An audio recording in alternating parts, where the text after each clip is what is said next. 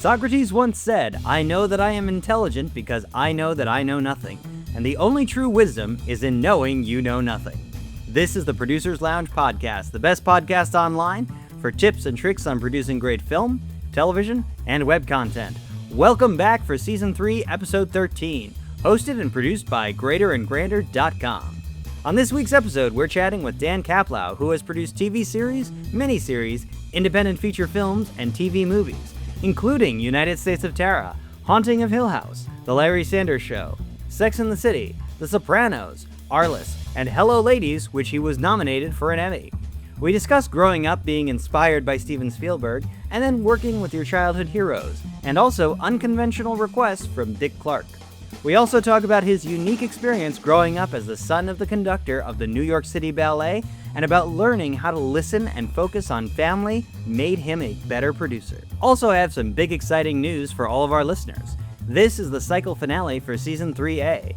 For those who don't know, we record and publish about 13 episodes at a time called a cycle, and there are 2 cycles in a season.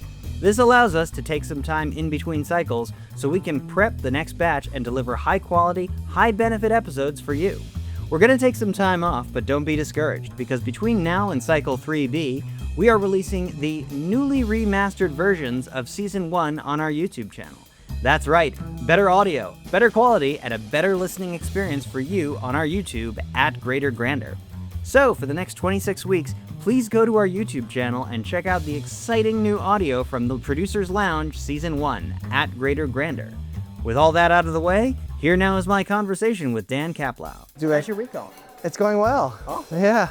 Just enjoying a little bit of the June gloom before the heat gets here. Oh, God, yeah. I'm not looking forward to June, July, Oh, yeah. August. I got to fly to Tampa later this week, and it's like 95 there and hot and humid. Jeez. Yeah. So it's going to be it's a rough one. I imagine, like, because you got, it's a Big Scar coming out pretty soon. It's out. It's actually out. Oh, it is out? Yeah. So they the Big Cigar came out last Friday, and they released the first 2 episodes. Right. And then Sunday, 2 days ago they released another, and they're going to release them weekly. Yeah. And we did 6 episodes of the Big Cigar. It's really good. You should watch it. I will. Yeah. And it's on Apple TV. It's on Apple, yeah. I mean, that's quite the story. We can go into that if you want to. I'd love to, yeah. Yeah, my career has been, I've had a very interesting career. And worked with a lot of really great people, so. Yeah. So let me ask, where'd you grow up? Are we live? Are we going? We're going, yeah. Oh, we're going, okay. Yeah. I'm from Philadelphia, and, my parents were both musicians. My dad was a conductor of the New York City Ballet. So I grew up in the music world my whole life. Like Pavarotti would come over and Brishnikov and all these kinds of people. My mom was a violin teacher, and I was a musician. I played the drums and the piano. And so music has a real important part in my career and in my life. Interesting. How are you? Hey. Good. We're good. Taking a look at the menu yet? I've been here a few times. Did you order? Not yet. I was gonna wait for you. I'm great. Go for it. Okay, I'm Rick. gonna have the Caesar salad. Okay. If I don't know if they come on there, but no onions, no tomatoes. Okay, the chicken Caesar salad? Chicken Caesar salad, yes. Could I have the? I just want a cheeseburger Okay. with Perfect then. Swiss cheese, medium. Comes with lettuce and tomato. I'll have a tomato on there. Okay, just no lettuce. Yeah, no, they don't put any sauce on there, do they? Just maybe some ketchup on the side. Ketchup right there. That's great. French Yeah. fries? Can I have Green salad? Could I have mashed potatoes? Mashed potatoes? Yeah, that'd be great. Thanks so much. Awesome. Some bread and butter for you too as well? I don't need any bread and butter. Do you need any? I'm good. Okay. Thanks so much. Yeah. So. Okay, you can't just drop on there like, oh, Pavarotti came over when I was. Yeah. So I grew up in the professional ballet, opera, classical music world, and these people would come over to the house, and have conversations with my dad, and my dad conducted them all, and Wow. but how many times can a kid see the Nutcracker? I've seen it maybe 300 times. Fair enough. But music, like classical music, I love classical music to this day, and I love being involved in the scores of the movies I do and the soundtracks of the TV series, and I love going to scoring sessions. That's always really fun. Yeah. So, Philadelphia is it's a very family-oriented place. Was it in the city or the I Philadelphia? grew out in the suburbs. I went to a place called Lower Merion High School. Oh, nice. Which is where Kobe Bryant went. Oh, wow. But 25 years too late. And yeah, so I grew up there, and then I went to school in New York, in Syracuse. Okay. If we could take a step back, Yeah. I'm curious. So when did you decide? Did you decide early on when you were still doing drumming that you wanted to get into entertainment, or? I loved movies as a kid. Movies like I grew up on The Wizard of Oz. The Ten Commandments would be on every year. We'd all sit around the television and watch. I loved horror movies in the late '70s and some of the great blockbusters of the '80s. And we can get into sort of my influence and why I came to California. It's really down to one person, Steven Spielberg. Really? His movies. I was just so moved by his movies, especially Close Encounters of the Third Kind and E.T. and Jaws. Some of his earlier films. That's the reason I decided I wanted to do something in show business. I had no idea what that would be. Yeah. And I saw them making Rocky in Philly when I was a kid, and I'm like, oh my God, it looks so cool. What's that? And I really had no idea what it was about. Yeah. And I didn't know what I was going to do as a kid. So yeah. I have to say that's so weird because I think a lot of people in our generation got into film because of Spielberg, just having that massive influence on a generation of filmmakers. Yeah. We'll get into my Steven Spielberg stories, but yeah, I just love the movies. Yeah. And I saw Alien, and I almost threw up. I was with my parents, and I'm like, I was in the movie. When you lose yourself Yeah. in a theater, you forget everyone's around you, you're in the movie, which rarely happens these days, unfortunately for me. I wish it happened more. Yeah. But I just wanted to, do something. And I'm like, okay, I got to go to New York or LA. And I didn't know anybody in the business. I didn't know anybody. So I went to Syracuse Yeah. and studied film and television. Didn't really learn anything, to be honest. So I guess there aren't any professors at Syracuse you want to... Oh, there's great professors. Professor Mullen and Stephen Bry and some great professors there. And it's not their fault. It's a curriculum problem, and I've spoken to them about it. Oh, And yeah, because it's not practical or real world. They don't tell you how to deal with the psychological issues of making a movie that I would have to deal with as a producer, that I had to learn along the way. yeah. And I'll get into some good examples of that as well. Yeah. But yeah, so I went to Syracuse 4 years. My last day, my girlfriend and I at the time got in my car, drove west to California. Whoa. During my senior year, and let me know if I go too fast or you want to go back to something that you hear. But you're doing great. Okay. So my senior year, I was selected. They picked like the 10 best students to go to California and meet industry people. Oh. And so I went, and I met Dick Clark. Uh-huh. I met Billy Crystal. I met some of my favorite directors. And this was through a Syracuse? This was a Syracuse program. Wow. And I remember sitting with Dick Clark. There's a group of us, and he's like, he said to me, Dan, if you ever come out here, you can call me, and Yeah, well. maybe I'll see if I can help you. So what did you say to impress him? Because coming from Dick Clark, that's a huge... He was trying to help Syracuse people, as an alumni. He was an alumni of my school. These were all alumni. Yeah. And so literally my first phone call, I moved to LA, was to Dick Clark. Yeah. And I got his assistant on the phone, and she said, hold on a second. And there was a conversation going on in the background. Yeah. And the assistant goes, can you be here at 4 o'clock? Yeah, of course. Uh-huh. Drove to Burbank, Yeah. to Dick Clark's office on Alameda Avenue. Walk in there, I was nervous as shit.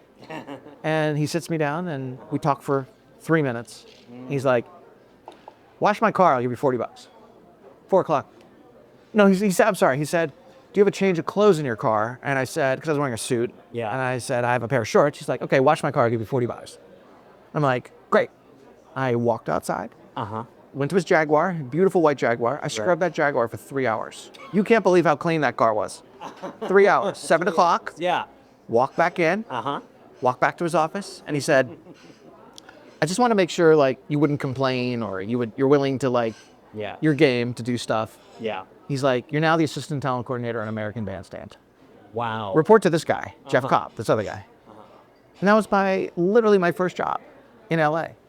That's a hell of a litmus test. It's a great one. Yeah. And the Syracuse newspapers heard about this story. They wrote about me, and and then when Dick Clark died, they called and interviewed me because it's such a funny little story about how willing he was to help someone. Yeah. And so I'm friends with his wife and his son. Oh wow. And I was actually at their house a couple months ago. The family dedicated a building in LA in his honor, and so that's a nice relationship. But really, I came to LA to all I wanted to do was like meet Steven Spielberg. That was my goal. I just want to meet Steven Spielberg. And I did. Actually, became his producing partner on 3 different projects. So we produced 3 shows together. One is The Haunting of Hill House, Yeah. which was on Netflix. The other was a series on ABC called Carpoolers. Okay. Then I did a series with him called The United States of Terror I've seen that. with Toni Collette. Great series. Yeah, and he created that show, and he was in every meeting, and the people at Amblin and DreamWorks were instrumental in helping me, and but that was later. Yeah. I digress. Yeah, I didn't actually know that you were on American Bandstand because the first credit on your IMDb is Vietnam War Story. So was that? I did a lot of things my first year. Got it. I did basically every job imaginable. I did, and so Vietnam War Stories was funny because, HBO at the time was just new company, and it was trying to do original programming. And there was a lot of great stars later that were in Vietnam War Stories, and I met some of the executives, became friends with them. They all saw how hard I was working, and they wanted to hire me for things. And at the same time, I had met a woman who was a Playboy Playmate of the Year, who wanted to be an actress. And I'm like, all right, well, I want to be a producer. I don't know how to produce. I'm just, I'm on the set of Vietnam War Stories, as a PA. Let's figure out a way to work together. Yeah. So we used to go to parties, and she would smooze people, and I would go in and ask for money. And we raised $100,000. Whoa! And I made my first movie, made her the star of the movie. It's called Almost Hollywood, which you can get today. And this was 89. yeah, this is 1990. Yeah. So that was my first movie. HBO saw that movie and said, hey, do you want to be an executive at our company? I mean, you just produced a movie. And I said, well, I kind of want to make movies. Okay, we do need to take a step back and talk about the timeline, because generally when we go over stories like this, Yeah. I find there's a lot of people hear these stories. Yeah, that's true. This is a very true story. And 2 weeks later, No, this has happened over the course of the first 2 years. 2 years, got it. So And I was doing commercials. I was doing PAing for Thorn? PAing. I was assistant directing. I did boom. I did everything. Yeah, and that's something that I'm very grateful that at my film schools, they were very clear. Where'd you go to school? I went to Chapman for 2 years. Okay. And then I transferred into USC. Oh, so are you an LA boy? I grew up in Connecticut. Oh, okay. Yeah. and When did you move out here? I came out here for, film school in 2001, Okay. and then graduated in 2005 and never left. Oh, nice. Yeah. Nice. So I did every job imaginable, and I'm like, I want to be a producer. And Indy and I made a movie, and I made another movie at the time called Cityscapes. And then HBO saw the movie and said, do you want to be an executive? Same people that I had met when I was doing Vietnam War Stories. Right. Because it's just, networking and meeting people. Yeah. And I said, I have no idea what that means, being executive. Yeah. And they said to me, wear your suit and go to the show and pretend like you smell shit, but you never find it. So I'd walk around in my suit with my nose turned up, talking to producers and executives and actors, and I'm shaking my head like something's wrong, and then I'd walk away. And they're like, what's going on? And so I was in charge of Larry Sanders, Tracy Ullman, Oz, Mr. Show, all these great shows from, the 90s. I grew up watching those shows. Yeah. Yeah. So this is, 94, now we're into 95. And HBO, the president, Chris Albrecht, pulled me in his office, and he's like, you're doing a good job. I want to send you to New York and set up these 2 pilots. We need you to go to New York with this guy, Darren Star, and this other guy, David Chase. And so one of them was The Sopranos, and the other was Sex and the City. So I set up both of those shows in New York City with both of those guys. Okay, let's talk about the devils in the details. Yeah. What is setting up a show as an HBO executive? So I read the scripts, and I'm like, oh, this is kind of funny, Sex and the City. And this is kind of serious, with some humor, The Sopranos. And Yeah. I met with the executives, and we go to New York, and we find a place to film. We hire the crew. We didn't have all the actors on Sex and the City at the time. I think we had Sarah Jessica Parker wasn't even on the show at the time. Oh, wow. It was another woman who I had to fire, and I remember that day very clearly. Because Chris Albrecht wanted a movie star. It was the first time HBO was doing something large. They wanted a movie star, and Sarah Jessica Parker kept saying, "No, I'm not. I'm not going to do TV." Yeah. And so they had to come up with this idea. Oh, it's not TV. It's HBO. It's different. Yeah. It's like movie quality, but it's HBO, and no one really knew what that was back then. So yeah, and then we made the pilot of both of those shows, and Can I ask something? yeah. Because I remember I was a huge fan of that show when I was younger. Which one? Sex and the City? Sex and the City. Yeah, it's a great one. And I remember Sarah Jessica Parker doing press, and she had talked about how she was hesitant to do it. Yeah. And I think one of her concerns was that she would get locked into a 5-year deal on a TV show that wouldn't go anywhere. That's true, and Chris Albrecht in his genius said, if you don't want to do it, you don't have to do it after a couple of years. But she wouldn't do it. And literally 5 days before camera, Chris Albrecht called Richard Huvane at CAA. Yeah. She said, yeah, I'll do it. And so we had to fire Lisa Edelstein. She was on House Yeah. at the time, so she did well later, but we had to fire her. She had already been to New York, and so that was that. And the show became what it became. Same thing with The Sopranos. And then we did season 1, and I said to HBO, I've been here 3 years. I don't want to be an executive anymore. I want to produce a show. And they said, well, you just fired the producer of Sex and the City. You can have that show if you want. Or you can do the show in LA, a sports show called Arliss, where you meet, sports celebrities, and, Robert Wool was the lead, and it was a really fun show, and you don't have to leave LA. And I'm like, I ain't leaving LA. So, because, we wanted to start having a family, and I was getting married, and I was married at the time. And I didn't want to move to New York. That's the last thing I wanted to do. So I did Arliss for 3 years. Also love that show. Yeah, it was a real good show. I really liked it. I want to assure you, I'm not going to just sit here and after every show you do, I'm just going to say, I loved it, I love it, I love it. But no, you I've done some good shows. Yeah. Yeah.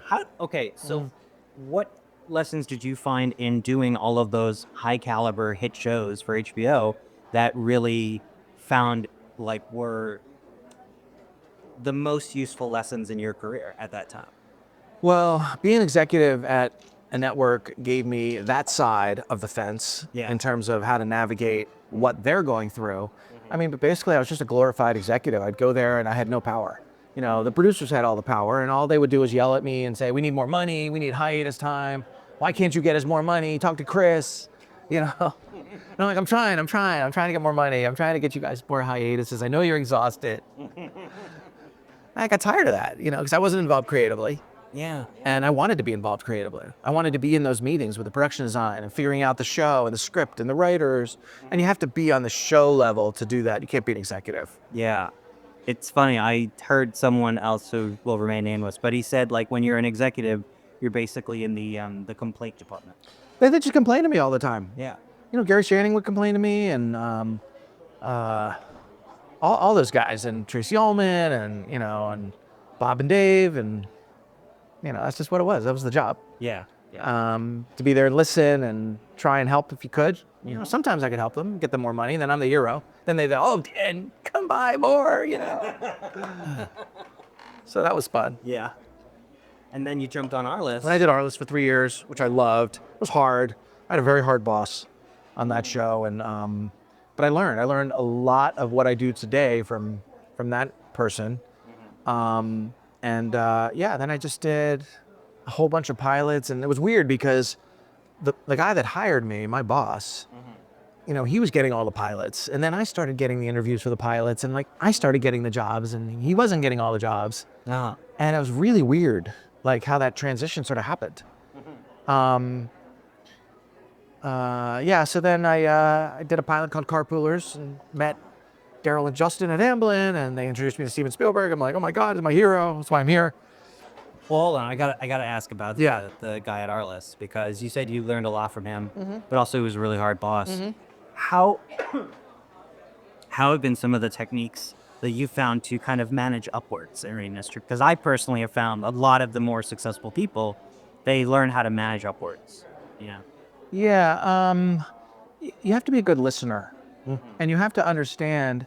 This is the big lesson in production Yeah.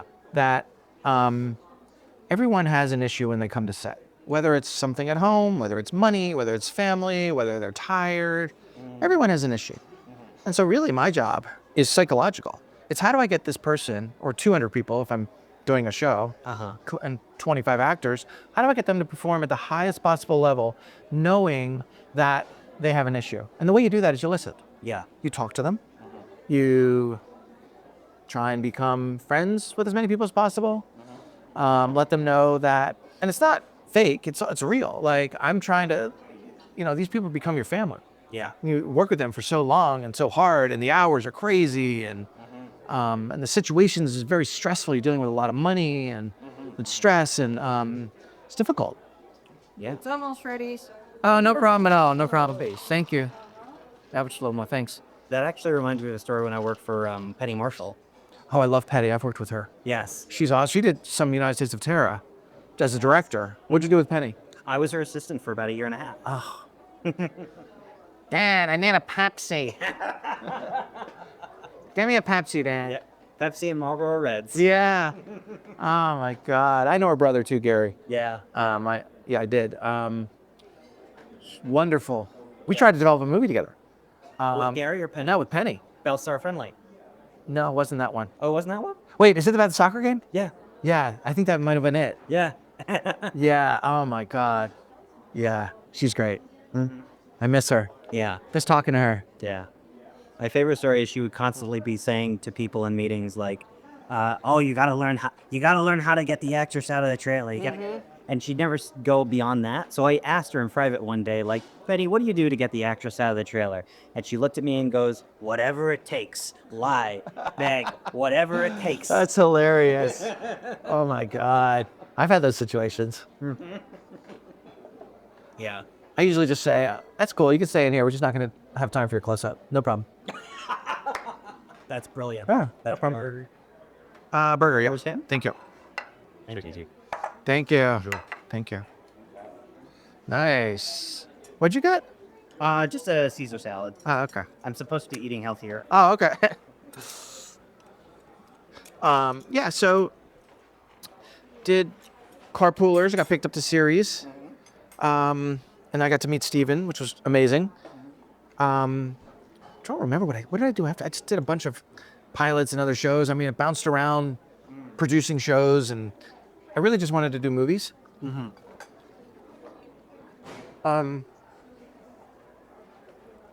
I got stuck in that network television thing. And I did a project called The Mindy Project. With Mindy Kaling. And it was a very difficult situation. I got fired.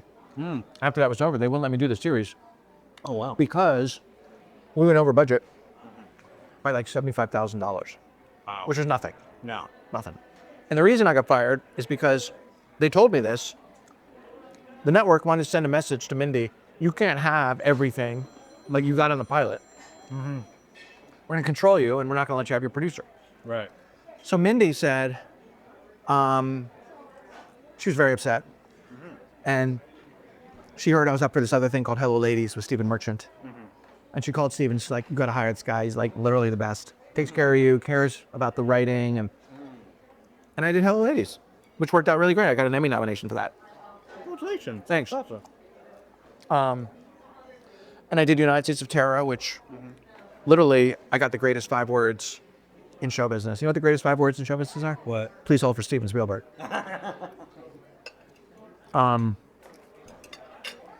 Yeah. I've heard on another episode. Are you the producer?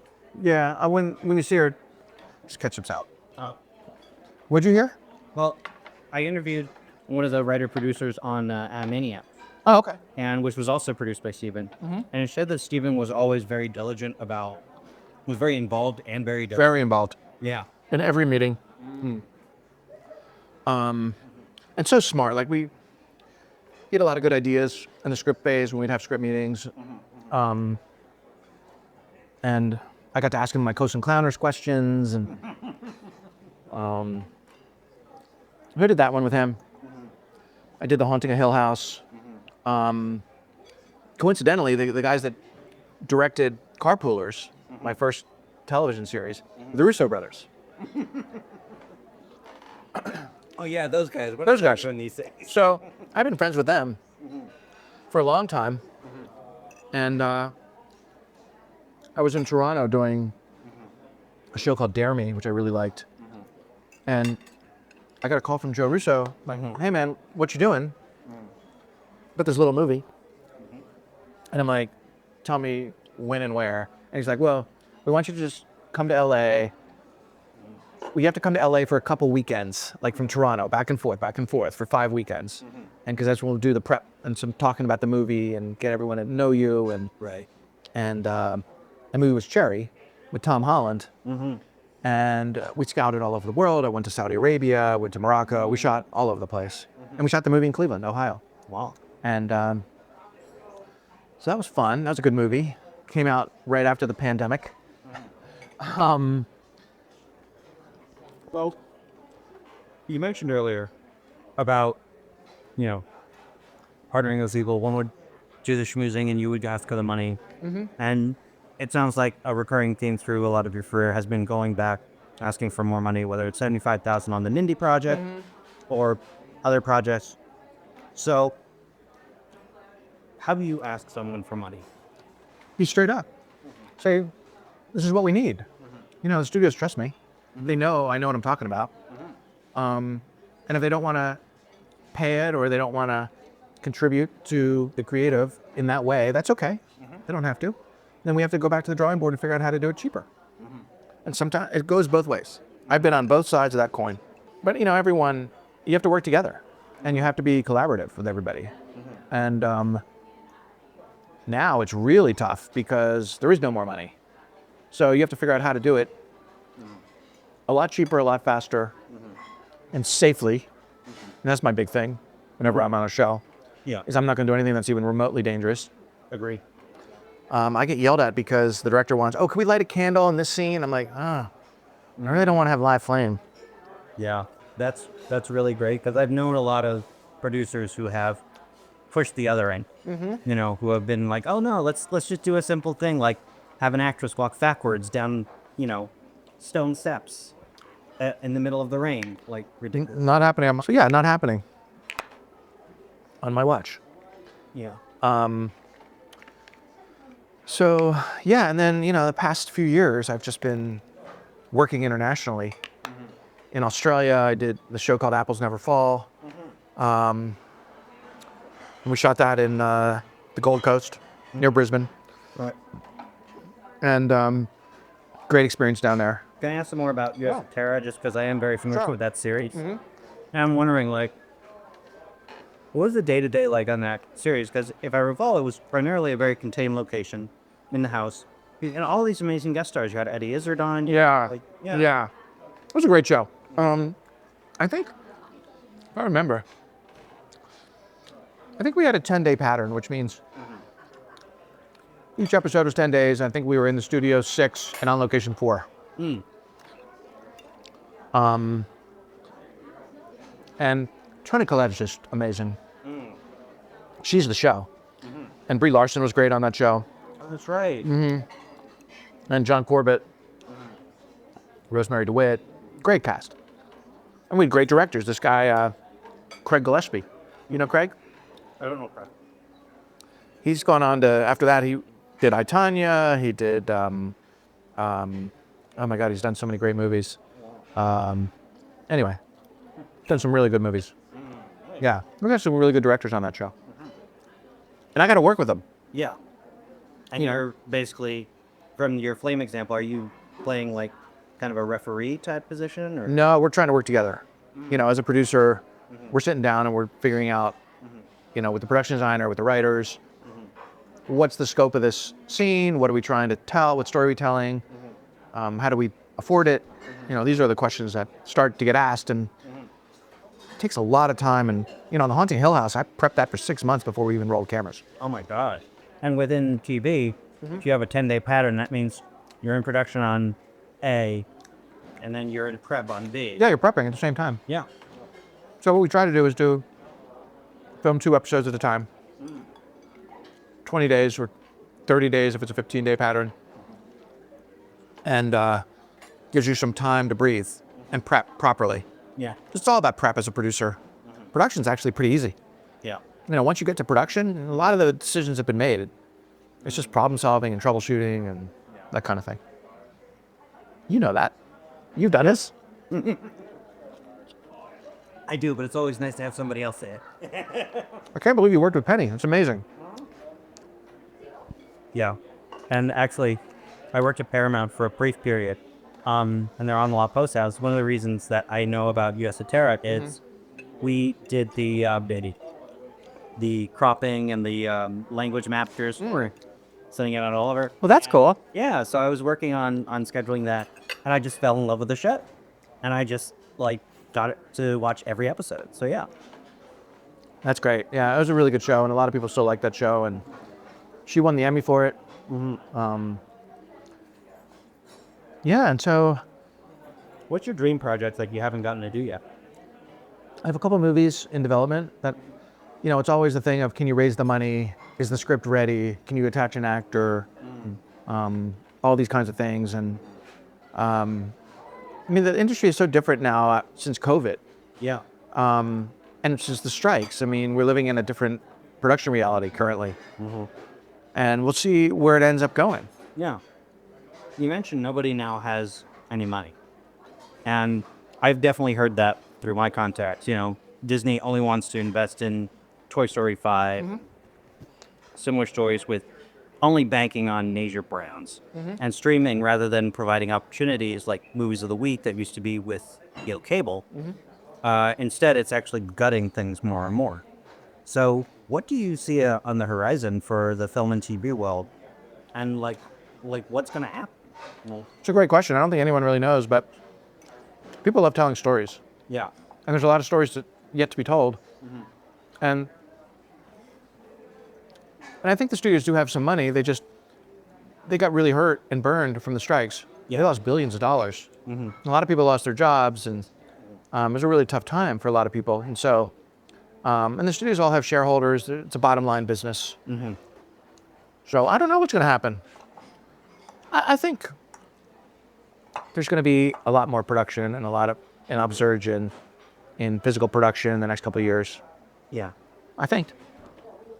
Are you worried about AI? Doesn't really affect me. Affects my friends. I mean, you still need someone that's like, I used to be the kid. You used to call me the Hollywood kid, and now I'm like the dad. Or the granddad now. You still need that person. Someone who's responsible to make those daily decisions. Yeah. A lot can go wrong on a daily basis. Yeah. And people get hurt. People could die. Yeah. So I take that responsibility very seriously. Yeah, I agree.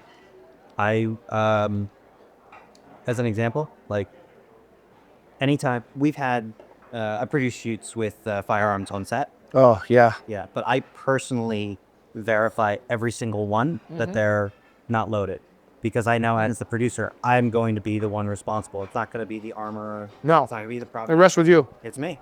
Yeah. Yeah, and I mean, luckily I don't use real guns anymore. Yeah. We use all the fake ones. And you don't even have to do the muzzle flashes anymore. No, we don't. I can do that all in our post.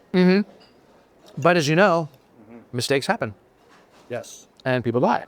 So it can be scary.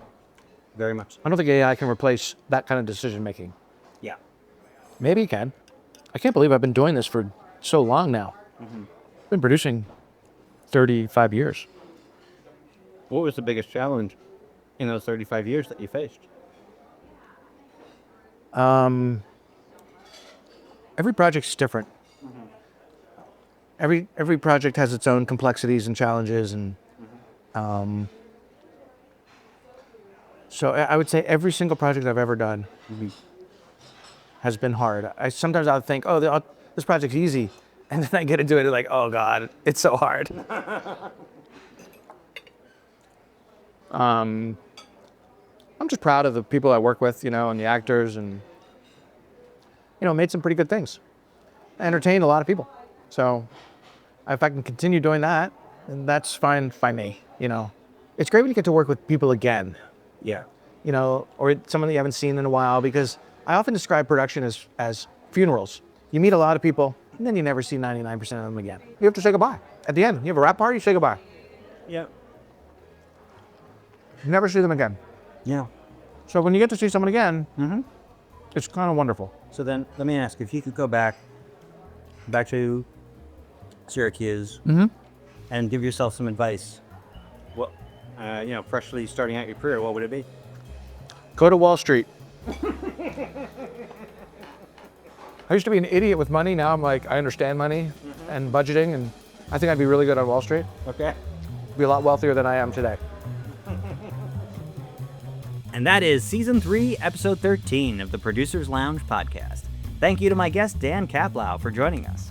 You can find out more about him by checking out the show notes and subscribing to our YouTube channel at Greater Grander. Our intro and outro music today was Faster Does It by Kevin MacLeod. Our episode still image is by Ricardo Tomas on Greater and Grander. We'd love to hear from you, and you can check out this week's accompanying article on greaterandgrander.com entitled What Brands Can Learn from Great Directors Like Spielberg, Scorsese, and Coppola. Link in the show notes.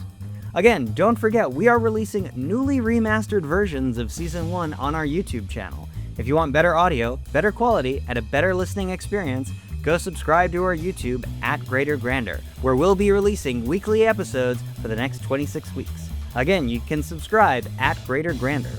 Join us next cycle for more cocktails and questions, and until then, keep producing dreams.